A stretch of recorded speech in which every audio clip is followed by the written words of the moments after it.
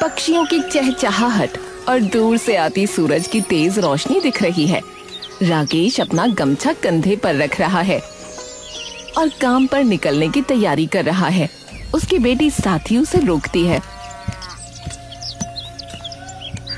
पिताजी, आज आप ढाबे पर मत जाइए ना।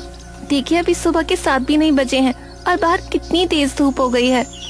अरे बेटा, अगर मैं काम पर नहीं जाऊंगा तो हमारा गुजारा कैसे होगा? बैसाख की गर्मी है, ये तो ऐसे ही तपेगी। पर पिताजी, उस ढाबे की भट्टी के सामने आपको कितनी तकलीफ होती है। माँ होती तो वो भी आपको आज इस चिलचिलाती धूप में बाहर नहीं जाने देती। तुम्हारी माँ को गुजरे 5 साल हो गए साथी। अब उसकी यादें ही मेरी ताकत है। तो चिंता मत कर, मैं जल्दी लौट आऊंगा। राकेश अपनी पुरानी साइकिल बिजली की ओर बढ़ जाता है। साथी उसे दरवाजे से उदास नजरों से देख रही है। राकेश बड़ी सी कढ़ाई में सब्जी चला रहा है। भीषण गर्मी और भट्टी की आंच से उसका चेहरा लाल हो चुका है। ढाबे का मालिक पीछे से चिल्लाता है, अरे राकेश, अरे भाई हाथ जल्दी चला भाई। बाहर देख, ग्राहकों की भीड़ जमा हो गई है। लोग आधे घंटे से खाने का इंतजार कर रहे हैं और तू यहाँ कछुए की चाल चल रहा है। जी मालिक, बस 2 मिनट। गर्मी बहुत ज्यादा है, हाथ रुक रहे हैं। अरे गर्मी सबको लग रही है, बहाने मत बना, जल्दी कर वरना दिहाड़ी काट लूंगा। ग्राहक चिल्ला रहे हैं, उन्हें खाना पहुंचा। राकेश जल्दी जल्दी भारी कढ़ाई उठाने की कोशिश करता है। अचानक उसे चक्कर आने लगता है। सब कुछ धुंधला दिखने लगता है। वो अपनी आंखों को जोर से बंद करता है और फिर से काम करने की कोशिश करता है। नहीं, मुझे रुकना नहीं है। साथी का कॉलेज, उसका भविष्य, मुझे काम करना ही होगा। अचानक राकेश के हाथ से करछी छूट जाती है और वो अपना सर पकड़कर वहीं भट्टी के पास जमीन पर गिर पड़ता है। अरे ये क्या हुआ है? अरे राकेश उठ, अरे ओ राकेश। लेकिन राकेश की आंखों में अब कोई हलचल नहीं। साथ ही एक स्ट्रेचर के पास रुकती है। डॉक्टर बाहर निकल रहे हैं।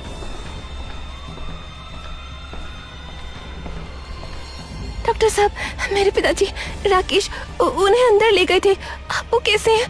मैं उनसे मिल सकती हूँ? बेटा, हमने उन्हें बचाने की बहुत कोशिश की, लेकिन जब उन्हें यहाँ लाया गया तब तक बहुत देर हो चुकी थी। भीषण गर्मी और हीट स्ट्रोक की वजह से उनका शरीर झेल नहीं पाया। हमें माफ करना। साथी के कानों में जैसे सन्नाटा छा जाता है। राकेश की शांत आंखें देख उसका कलेजा फट पड़ता है। पिताजी, पिताजी अब चुप क्यों है? सुबह तो आपने कहा था ना जल्दी लौट आएंगे। देखिए, मैं आपकी पसंदीदा चाय बनाने वाली थी। उठिए ना पिताजी, आपके बिना इस दुनिया में मेरा और है कौन? पिताजी, मैंने मना किया था ना, आज धूप बहुत तेज है, मत जाइए। क्यों मेरी बात नहीं मानी आपने? अब मुझे बेटा कहकर कौन बुलाएगा? पिताजी, आंखें खोलिए। अस्पताल के उस ठंडे गलियारे में साथी की चीखें गूंज उठती हैं, लेकिन राकेश हमेशा के लिए खामोश हो चुका है।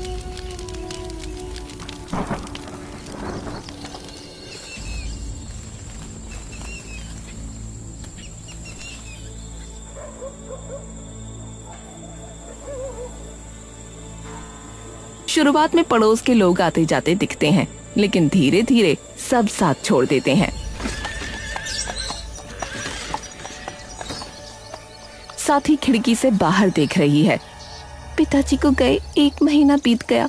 शुरू में तो सब हाल पूछने आते थे, पर अब तो घर में राशन का दाना भी खत्म होने को आया है। कोई किसी का नहीं होता इस दुनिया में। साथी की नजर घर के बाहर खड़ी अपने पिता की पुरानी साइकिल पर पड़ती है, जो अब धूल से ढकी हुई है। उसे देखकर साथी की आंखों में चमक आ जाती है। नहीं, मैं हार नहीं मानूंगी। पिताजी ने मुझे खाना बनाना सिखाया है। मैं घर पर बैठकर भूखी नहीं मरूंगी। मैं इसी साइकिल को अपनी ताकत बनाऊंगी। पिताजी की मेहनत बेकार नहीं जाने दूंगी। साथ ही अपने पिता के पुराने बक्से से कुछ बचे हुए पैसे निकालती है। वो साइकिल को साफ करती है और बाजार से कुछ सामान लेकर आती है।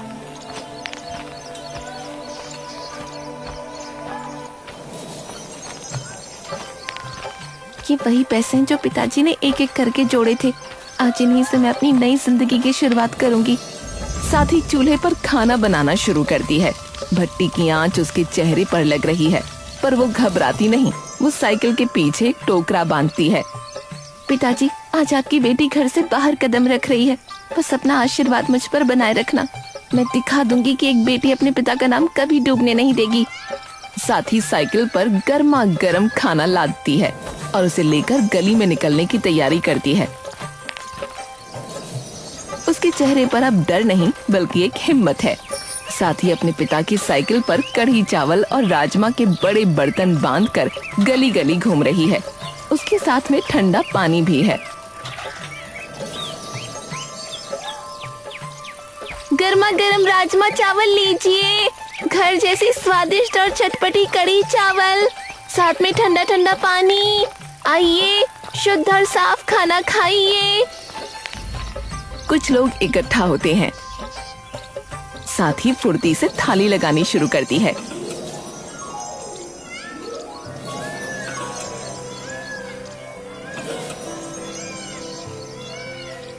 अरे बेटी, तुम अकेले ये सब कर रही हो? चलो एक थाली राजमा चावल तो खिलाओ, और हाँ, ऊपर से थोड़ी चटनी और प्याज ज्यादा डालना। जी भैया, मैं धंधे में कभी भी सिर्फ फायदा नहीं देखती, मैं ईमानदारी देखती हूँ। मेरे ग्राहकों का पेट भरे और उन्हें खाने के बाद एक सुकून भरी डकार आ जाए, तभी मैं समझती हूँ कि मेरी मेहनत सफल हो गई।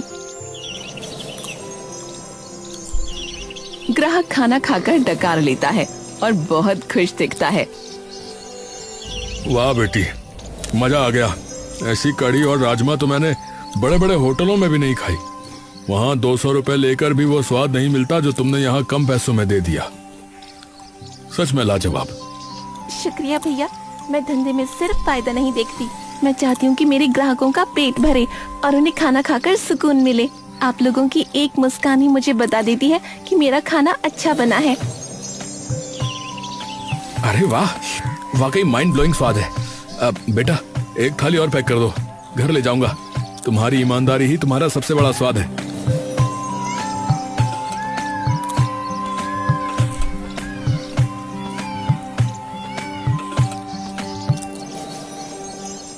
साथ ही कि आज की सारी 30 थालियां बिक जाती हैं। वो अपनी खाली साइकिल लेकर खुशी खुशी घर की ओर मुड़ती है। रात का समय है। साथ ही एक छोटी सी लाइट जलाकर थकने के बावजूद बड़े बड़े बर्तनों में राजमा भिगो रही है।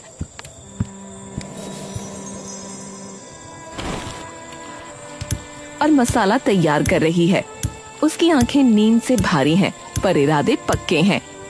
मेहनत तो बहुत है, पर पिताजी कहते थे कि स्वाद मसालों में नहीं लगन में होता है। सुबह होने तक सब तैयार करना है।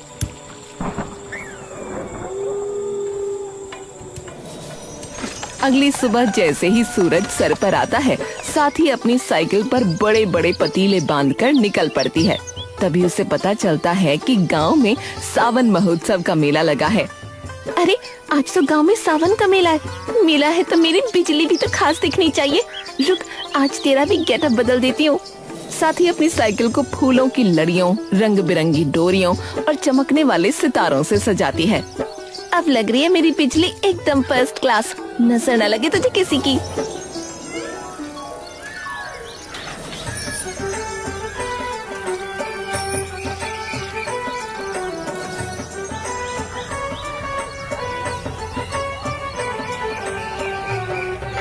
मेले में पहुंचते ही साथी के राजमा चावल और कढ़ी चावल की खुशबू फैल जाती है।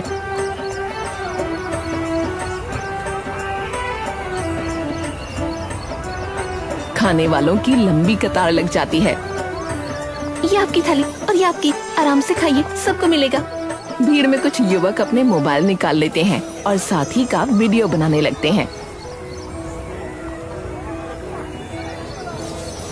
अरे दोस्तों देखो, यह है हमारे गांव की कड़ी चावल वाली सुपर गर्ल। कितनी मेहनत कर रही है। और स्वाद तो बहुत ही लाजवाब है। कुछ दिनों बाद गांव का एक लड़का दौड़कर साथी के पास आता है। साथी दीदी, आप तो पूरे सोशल मीडिया पर छा गई हैं। देखिए, आपके वीडियो पर लाइक और कमेंट्स की बाढ़ आ गई है। आप तो रातों रात वायरल हो गई हैं। क्या सोशल मीडिया वायरल? मुझे तो इन सब के बारे में पता ही नहीं था। मैं तो बस अपनी मेहनत कर रही थी।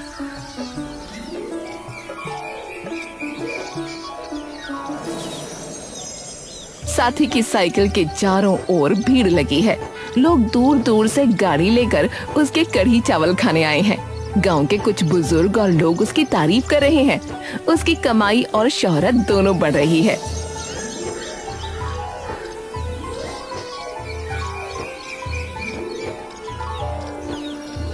अरे वाह साथी बेटी, वाह क्या बात है।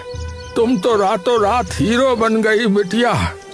बहुत बढ़िया बेटिया, तूने तो अपने पिता का नाम रोशन कर दिया। भीड़ में लोग बातें कर रहे हैं। अरे भाई, ऐसी स्वादिष्ट कढ़ी तो शहर के होटलों में भी नहीं मिलती। साथी मुस्कुराकर सबको खाना परोस रही है। दुकानदार खाली बैठे हैं क्योंकि उनके सारे ग्राहक साथी के पास चले गए हैं। ये कल की छोकरी हमारे धंधे पर लात मारने निकली है। जब से इसने अपनी साइकिल पर ये खाना बेचना शुरू किया है, हमारे पास तो मक्खियां मारने के दिन आ गए हैं। सही कह रहे हो भाई, लोग अब हमारे समोसे और मिठाई छोड़कर उस लड़की का कढ़ी चावल खाने के लिए लाइन लगाते हैं। इसकी सफलता हमें ले डूबेगी बता रहे। इस कलमुंडी की वजह से हमारी रोजी रोटी खतरे में है। हमें इसकी सफलता को रोकना ही होगा। इसकी बैंड तो बजानी ही पड़ेगी, वो भी हर हाल में। वो सब मिलकर साथी के खिलाफ कोई गहरी साजिश रचने की योजना बनाने लगते हैं और ईर्ष्या में आकर उसको राह से हटाने की तैयारी करते हैं। साथी अपनी साइकिल पर ग्राहकों को कढ़ी चावल परोस रही है। तभी दो हट्टे कट्टे आदमी जो दिखने में गुंडे लग रहे हैं, वहाँ वो दोनों बिना पैसे दिए जाने लगते हैं। तभी साथी उन्हें रोकती है।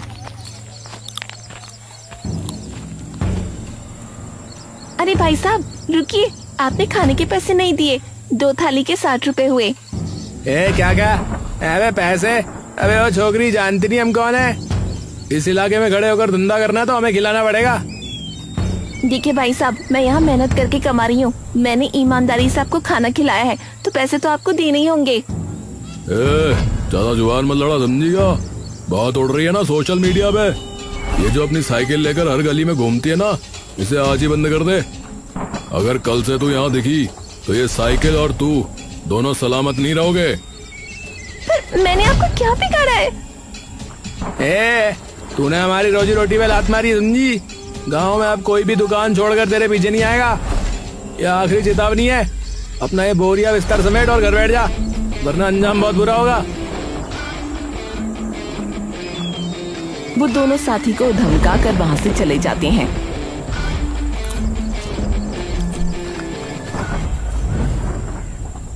साथी सहम जाती है, लेकिन उसकी आंखों में अभी भी हिम्मत की चमक बाकी है।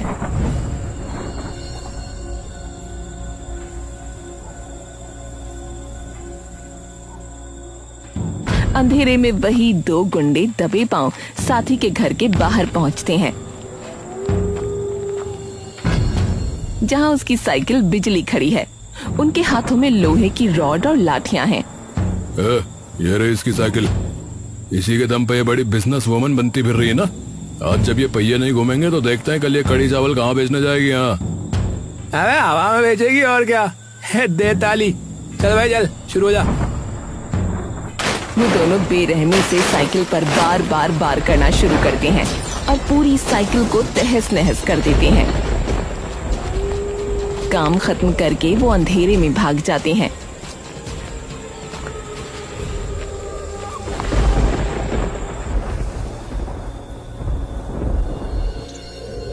सूरज की पहली किरण के साथ साथी उत्साह से बाहर आती है, लेकिन सामने का नजारा देख उसके होश उड़ जाते हैं। उसकी प्यारी साइकिल बिजली मलबे के ढेर जैसी पड़ी है। नहीं, ये किसने किया? वो दौड़कर अपनी टूटी साइकिल के पास बैठती है और उसके टेढ़े पहियों को छूती है। उसकी आंखों से आंसू बहने लगते हैं। किसी गुंडे मवाली का ही काम है ये। पिताजी की आखिरी निशानी थी ये साइकिल। मैंने सोचा था आज से इसे घर के अंदर रखूंगी, पर देखो एक रात बाहर क्या छोड़ा, इन्होंने इसे बर्बाद कर दिया। वो हताश होकर चारों तरफ देखती है। अब मैं कहाँ जाऊँ? बिना इस साइकिल के मैं गलियों में कैसे जाऊंगी? इतनी दूर भारी बर्तन लेकर चलना नामुमकिन है। साथ ही अपनी टूटी हुई साइकिल को गले लगा लेती है। ऐसे लगता है जैसे उसके सारे सपने उस साइकिल के साथ ही टूट गए हों।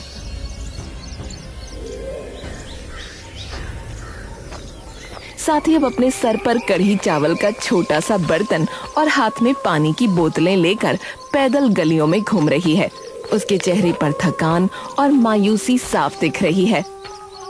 कढ़ी चावल ले लो, राजमा चावल। पैदल चलने की वजह से वो ज्यादा दूर तक नहीं जा पाती और बिना साइकिल के उसका काम बहुत धीमा हो गया है। साइकिल थी तो मैं दिन भर में 10 मोहल्लों में चक्कर लगा लेती थी, खूब बिक्री होती थी। पर अब तो ये 2 गलियां पार करते ही पैर जवाब दे जाते हैं, कमाई आधी भी नहीं बची।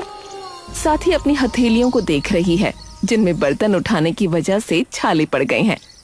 आज सिर्फ 4 थाली बिकी, इतने में तो कल का सामान भी नहीं आएगा। पिताजी अब मैं क्या करूं? दुखों का पहाड़ी मुझ पर टूट पड़ा है। अगर साइकिल ठीक नहीं हुई तो मेरे खाने के लाले पड़ जाएंगे। साथ ही उदास मन से पेड़ के नीचे बैठी है। उसके चेहरे पर हार और चिंता के निशान हैं। तभी सड़क से एक गाड़ी गुजरती है जिस पर लाउड स्पीकर भोंपू लगा है। एक आदमी जोर जोर से घोषणा कर रहा है, सुनहरा मौका, सुनहरा मौका। गांव के सभी हुनरमंद खाना बनाने वालों के लिए एक बड़ी खुशखबरी। जी हाँ, एक बड़ी खुशखबरी। हमारे जिले में एक भव्य कुकिंग प्रतियोगिता आयोजित की जा रही है। जी हाँ, ठीक सुना आपने, एक भव्य कुकिंग प्रतियोगिता।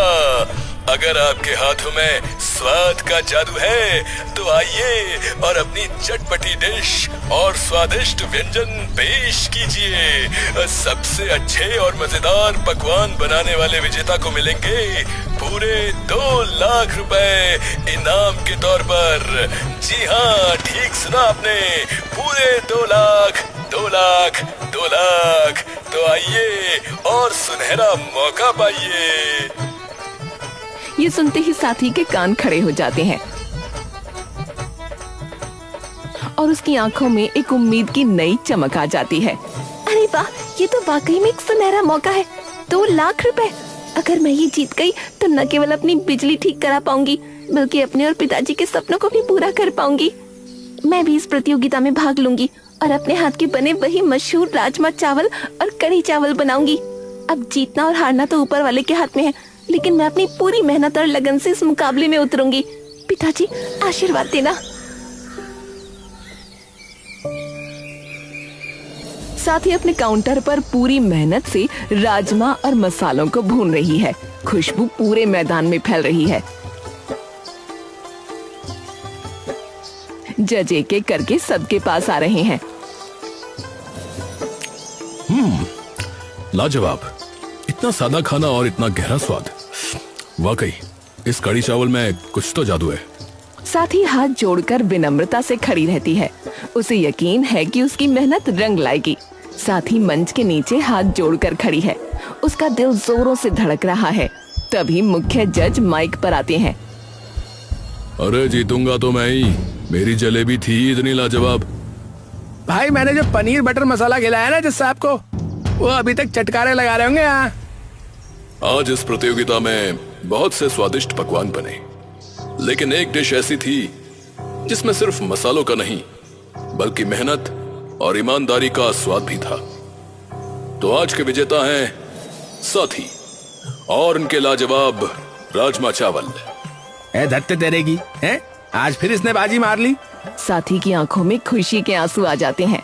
वो मंच पर जाती है और उसे पूरे 2 लाख रुपए का चेक और ट्रॉफी दी जाती है। ये जीत मेरी नहीं, मेरे पिताजी की है, जिन्होंने मुझे सिखाया था कि ईमानदारी से बड़ा कोई धंधा नहीं होता। कुछ महीनों बाद साथ ही सबसे पहले उन पैसों से अपनी टूटी साइकिल बिजली को ठीक करवाती है। अब वो साइकिल बिल्कुल नई नवेली और चमकदार दिख रही है।